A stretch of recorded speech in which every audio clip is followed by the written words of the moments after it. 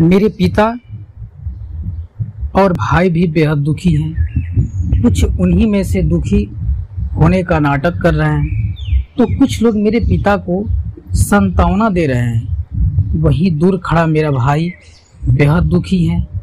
कुछ लोग उसे सांत्वना देकर बोल रहे हैं कि तुम ही अब सबके इकलौते वारिस हो, तो कुछ लोग कह रहे हैं ये गलत हुआ, वो लड़का तो अभी जवान था, अभी तो उसने कुछ देखा भी नहीं था और उसके साथ ऐसी घटना हो गई।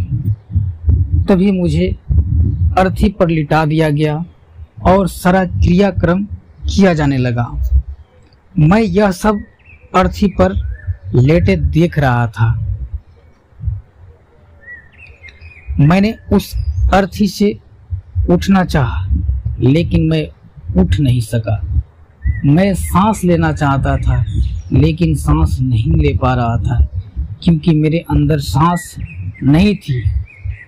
मैं अपने पिता को गले लगाना चाहता था, लेकिन मैं उठ नहीं सकता था। मैं अपने भाई को गले लगाना चाहता था, उसे कहना चाहता था कि तुम माता पिता का ध्यान रखना, लेकिन मैं बस लेटा देख रहा था, कुछ कर नहीं सकता था। उसके बाद मेरी चिता पर लकड़ियां सजाई जा रही थी। मेरा मुंह भी ढक दिया गया। मुझे अब उस चादर के पार कुछ नहीं दिखाई दे रहा था। फिर उसके बाद मुझे गर्मी महसूस होने लगी। फिर मैंने देखा कि मुझे जलाया जा रहा है। मेरे हाथ पैर जलने लगे हैं। मेरी हड्डियां, खाल सब जलने लगा था। धीरे धीरे अग्नि और ज़्यादा बढ़ गई थी। मैं वहाँ से उठना चाहता था। मेरा दम घुट रहा था। मैं सांस लेना चाहता था, लेकिन मैं ऐसा कुछ नहीं कर पा रहा था। मैं उस अग्नि में पूरी तरह खो गया।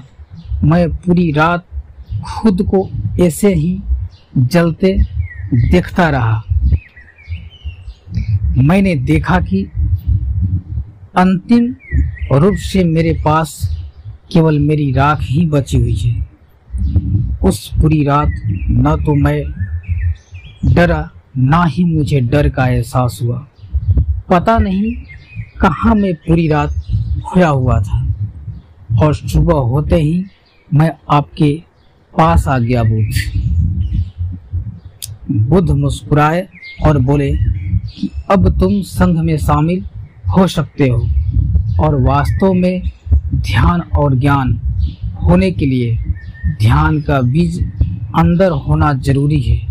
वह बीज तुम्हें वहाँ कल रात मिला, जब तुमने जाना कि वहाँ सब कुछ नाश्वर है।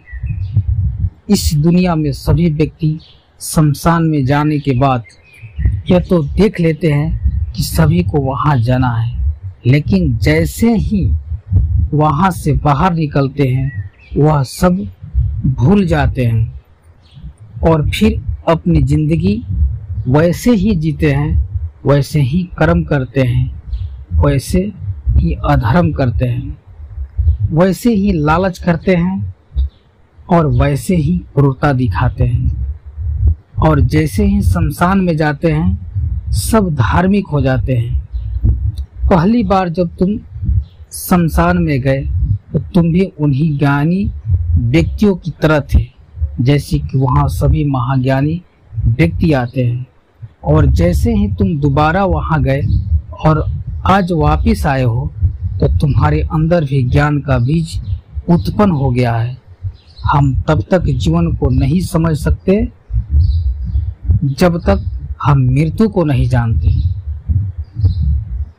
जो व्यक्ति बीमार हैं वही स्वस्थ का महत्व समझ सकता है। जो ध्यान का बीज तुमने कल रात पाया,